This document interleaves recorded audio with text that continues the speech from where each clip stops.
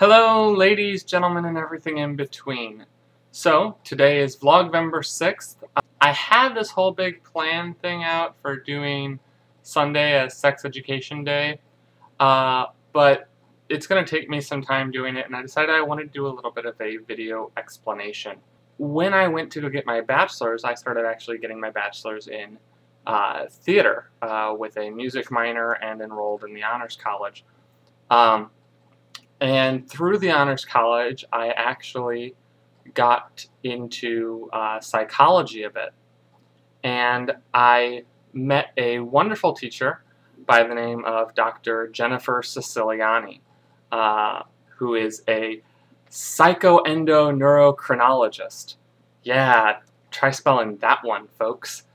Through Dr. Jennifer Siciliani, I ended up taking her course over human sexuality and learning tons of things so that the next year I ended up being her supplemental instructor for that class, and even took a few classes, a class later on that was a upper level honors class over history of sex across cultures.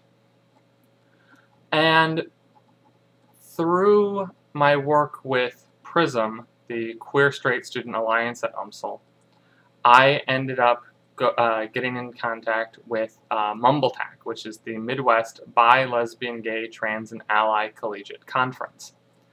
And I got this idea through the Human Sexuality course to work with Dr. Siciliani and do a workshop for MBLGTAC.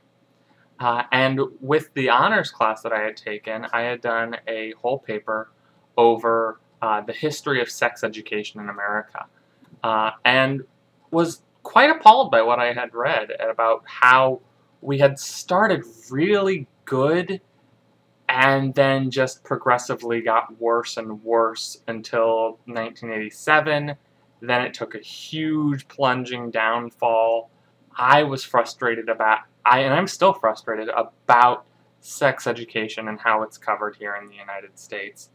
So Dr. Siciliani and I sat down and we put together a presentation where the first part of the presentation we covered the history of sex education across America. And then we sat down and we said, okay, this is nice and informative, but it's fun and it's still lacking a central purpose.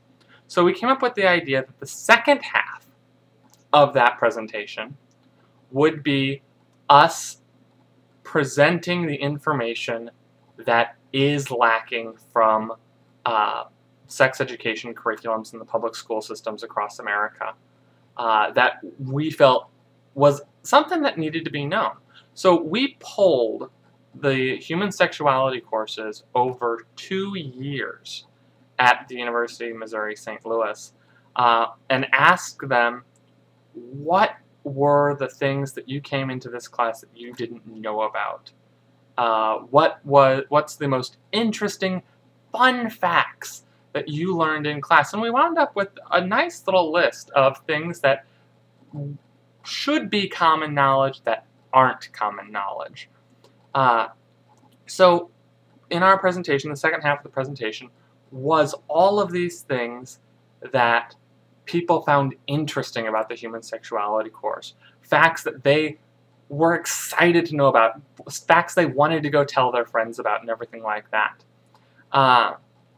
So anyway, we took this presentation, we presented it at the 2009 MBLGTAC. We had a big lecture hall. It was standing room only. People were standing out in the halls listening to us. It was amazing.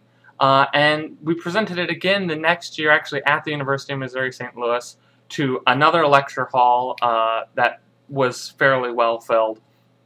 And Dr. Siciliani and I have talked about it before, about trying to maybe revise, update it, and do the presentation again.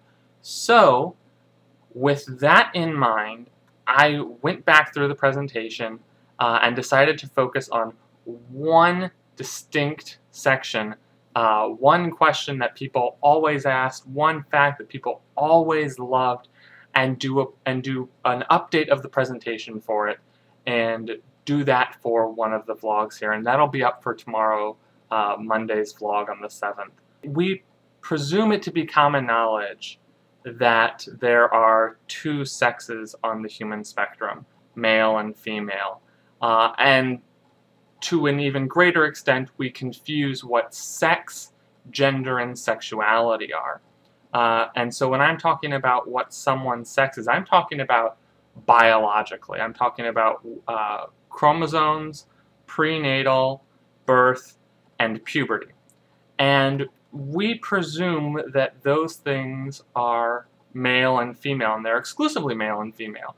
And something that always got people excited was to learn that there are actually 7 naturally occurring biological sexes across the human spectrum. Wow! And it's exciting! So, tomorrow's vlog is going to be about that.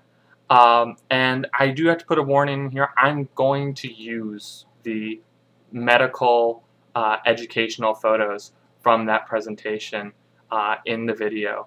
So there will be a warning when the presentation gets to that point. The video will pause.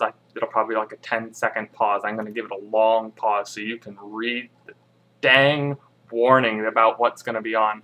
So tomorrow's video, the 7th, when you watch it, probably not a good idea to be watching it on the bus, in a library, at your work. Use some common sense, people. With that, I'm going to wish you all a good day. This has been fun doing this Vlogvember stuff, and I'm excited about sharing things that I think are fun and knowledgeable with you guys as well. Anyway, toodaloo.